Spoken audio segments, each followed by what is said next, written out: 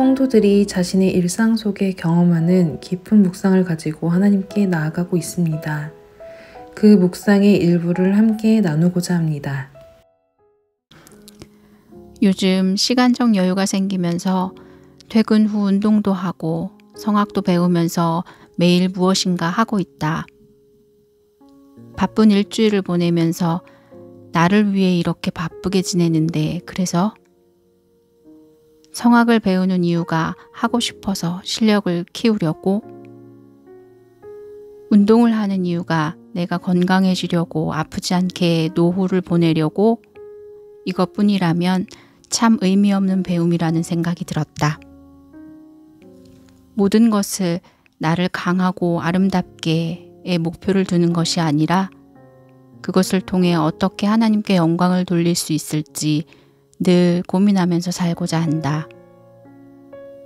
오늘 아침 경건의 말씀처럼 내 삶의 표대는 하나님을 향하는 것으로 하나님께서 나를 자녀로 택해 주신 이유이기도 하고, 하루하루 살아가면서 내 앞에 주어진 여러 상황들을 정리하고 통과하게 하시는 가장 큰 힘이기도 하다.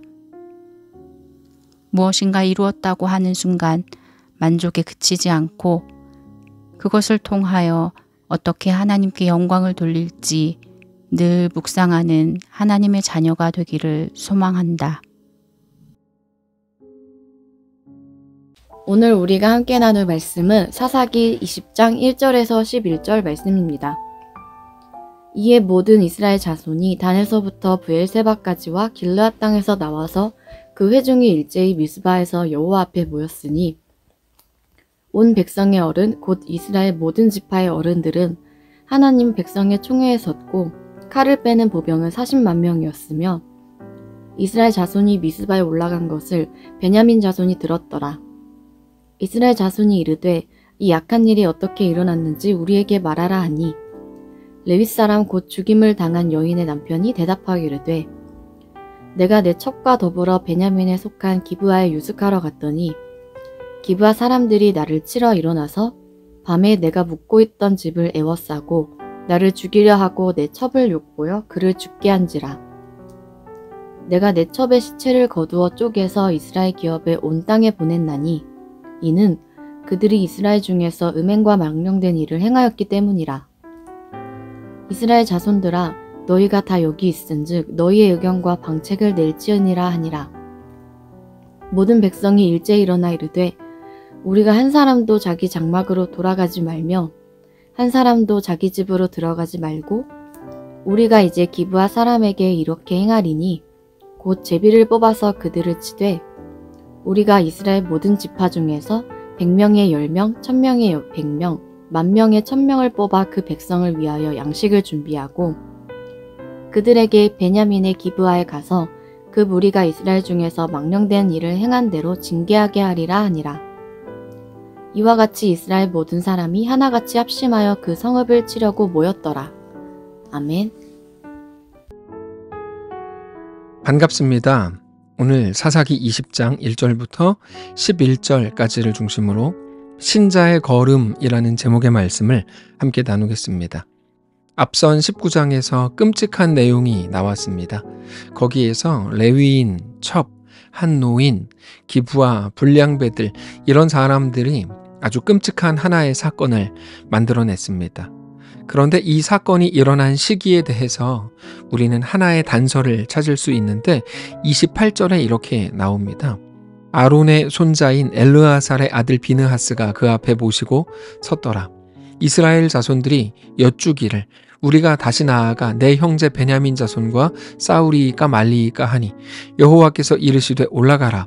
내일은 내가 그를 너의 손에 넘겨주리라 하시는지라.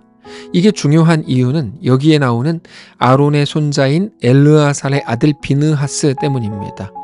다시 말해서 비느하스가 지금 하나님의 제사장으로 섬기고 있는 그때의 일이라는 거죠. 그런데 비느하스가 언제 사람인가 하면 비느하스는 여호수아 시대에 장막에서 봉사하던 제사장이었습니다. 여호수아 22장 13절에 이렇게 되어 있습니다. 이스라엘 자손이 제사장 엘리아살의 아들 비느하스를 길르앗 땅으로 보내어 루벤 자손과 갓 자손과 므낫세 반 지파를 보게 하되, 그러니까 여호수아와 함께 가나안 정복 전쟁을 하고 특별히 이스라엘의 성결을 위해 엄청나게 애썼던 사람이 바로 비느하스였습니다. 자, 여호수아가 주도했던 가나안 정복 전쟁은 7년 동안 이루어졌습니다. 그리고 나서 사사시대가 되는데, 그러니까 오늘 본문은 비록 사사기 20장에 기록되어 있지만 사실은 사사시대 초기에 있었던 일입니다. 그리고 너무나도 말이 안 되는 이 끔찍한 사건은 엄청난 파장을 불러일으켰습니다. 사사시대 초기에 이런 파장이 일어났던 거죠. 이 끔찍한 일은 애굽 땅에서 나올 때부터 지금까지 한 번도 없었던 일이었기 때문입니다. 그만큼 이 레위인의 행동이 너무나 극단적이었고 충격적이었던 겁니다. 이 충격 때문에 모여 있었던 사람들이 단에서부터 브엘세바까지 길르앗 땅에서까지 다 나와서 일제히 회중이 미스바의 여호와 앞에 모이게 되었습니다. 이스라엘이 가나안에 들어간 이후에 사실상 첫 번째로 총회로 모이는 계기가 된 거죠. 그때 모인 사람들이 칼을 빼는 보병이 40만이었고 총회는 따로 모였을 정도입니다. 1절입니다.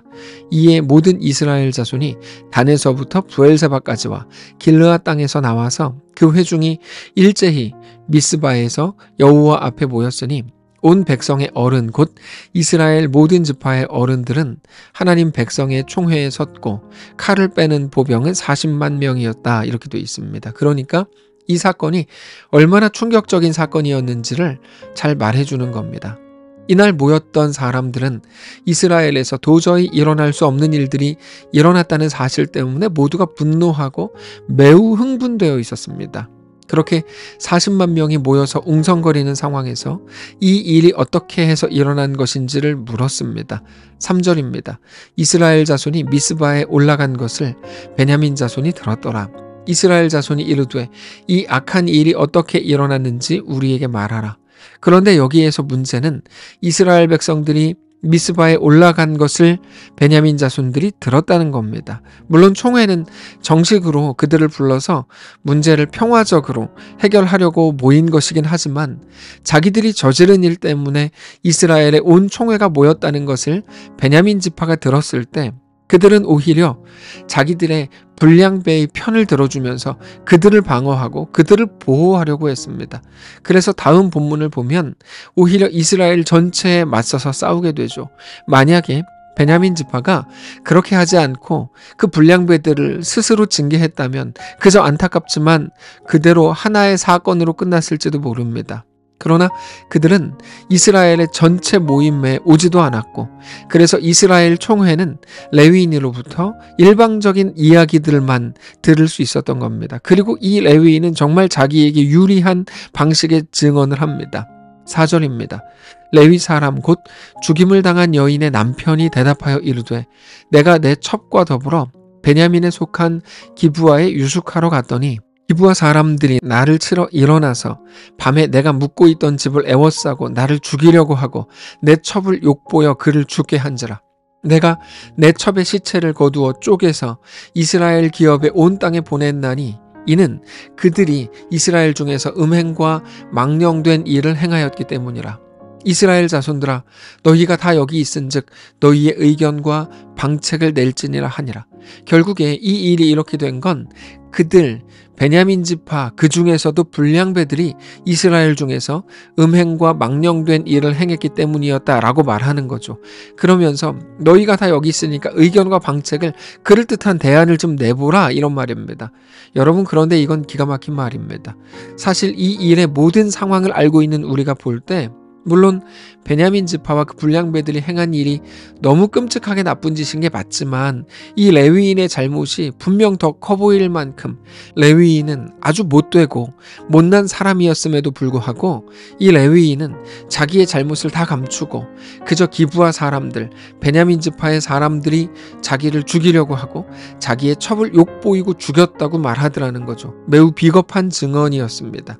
결국에 레위인은 자기 목숨을 위해 첩을 비류들에게 내주었다는 사실을 말하지 않았고 이스라엘은 레위인의 왜곡된 그 말을 들었을 때 엄청나게 분노했습니다. 그래서 한 사람도 집으로 돌아가지 말고 베냐민을 공격하기로 결정합니다. 8절입니다.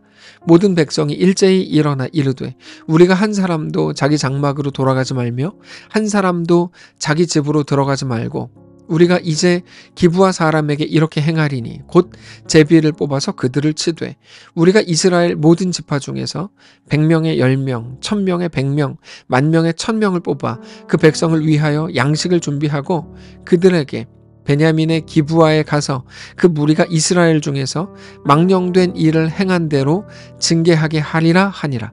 이와 같이 이스라엘 모든 사람이 하나같이 합심하여 그 성읍을 치려고 모였더라. 여러분, 그런데 오늘 본문을 잘 생각해 보면 사실 하나의 사건으로 인해서 이스라엘 전체가 총회를 이루었다고 하는 건 이스라엘 사회가 비느하스의 죽음 이전까지만 해도 형식적으로나마 언약 공동체로서의 유대의식과 비록 부족하지만 하나님 중심 신앙을 그나마 유지하고 있었다는 것을 보여줍니다. 그러나 이제 곧 그들이 행하게 되는 베냐민에 대한 심각한 응징은 그게 단순한 처벌이나 징계를 넘어서서 전쟁을 통한 섬멸이었습니다. 완전히 베냐민을 없애버리겠다는 겁니다.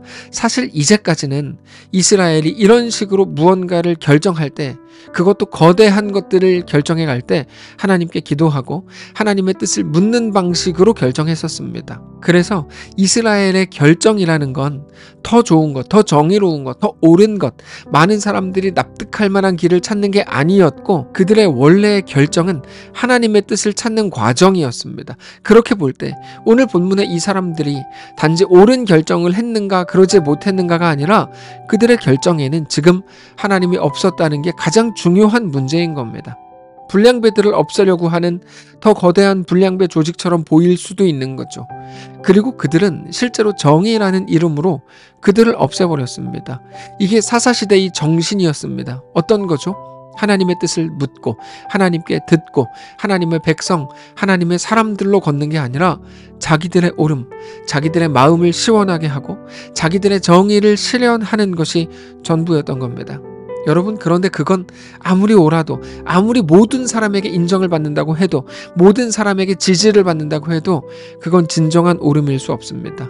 그래서 우리는 오늘 이 부분, 이 사건에 대한 여러 가지 생각을 각자 나름대로 가질 수 있겠지만 우리는 여기에서 하나님이 왕이 되지 못하는 시대에, 다시 말해서 하나님을 왕으로 인정하지 않는 시대에 그리스도인들이 어떻게 살아가고 있는지, 아니 어떻게 살아야 하고 어떤 방식의 결정을 해야 하는지에 초점을 맞추어야 합니다. 그건 우리 개인의 삶도 마찬가지고 가정은 물론이고 우리 교회는 더더욱 그래야 될 것입니다. 단지 어떤 것이 더 이로운가, 어떤 것이 더 우리에게 유익한가, 어떤 게 많은 사람들을 기분 좋게 하고 행복하게 하는가가 아니고 무엇이 하나님의 뜻이고 무엇이 하나님의 마음이 들어있는 일인지 그것을 우리는 고민하고 하나님이 우리에게 말씀하시고 명령하시는 건 어떤 건지 우리는 그것을 바라보고 그것을 살펴야 하는 것입니다. 산지 구석에 사는 레위인의 악함과 베냐민 지파의 이해할 수 없는 불량배에 대한 동족 사랑, 그리고 하나님의 정의를 부르짖는 나머지 지파들의 모습 속에서 왕이 없는 시대의 그리스도인들이 어떻게 균형이 무너지고 하나님의 정의가 아닌 인간적 정의로 행동하는가를 주목해야 하는 겁니다. 오늘 이 본문을 통해서 우리의 모습을 그렇게 깊이 들여다보게 되시기를 원합니다.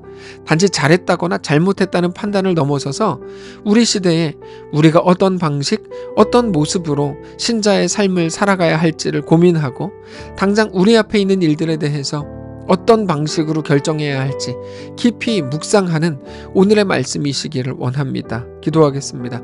살아계신 하나님, 하나님이 우리 왕이신 것을 알고 믿고 그 앞에 엎드리는 우리의 삶이 되게 하시옵소서. 하나님만 우리의 왕이요, 하나님만 우리의 전부요, 하나님만 우리의 주인이신 것을 정직히 고백합니다. 하나님, 우리와 함께 하셔서 매 순간 성령으로 개입하시고 가르치시고 깨닫게 하시고 하나님의 놀라운 은혜가 우리 가운데 부어지게 하시옵소서. 감사드리며 살아계신 우리 주 예수님의 이름으로 기도합니다. 아멘. 사랑하는 성도 여러분, 하나님께서 오늘 하루를 우리에게 허락하셨습니다. 믿음으로 우리 주께 나아가시기를 원하고 어떤 자리, 어떤 형편 속에서도 하나님을 뜨겁게 사랑하고 우리 하나님과 믿음으로 동행하는 귀한 날 되시기 바랍니다.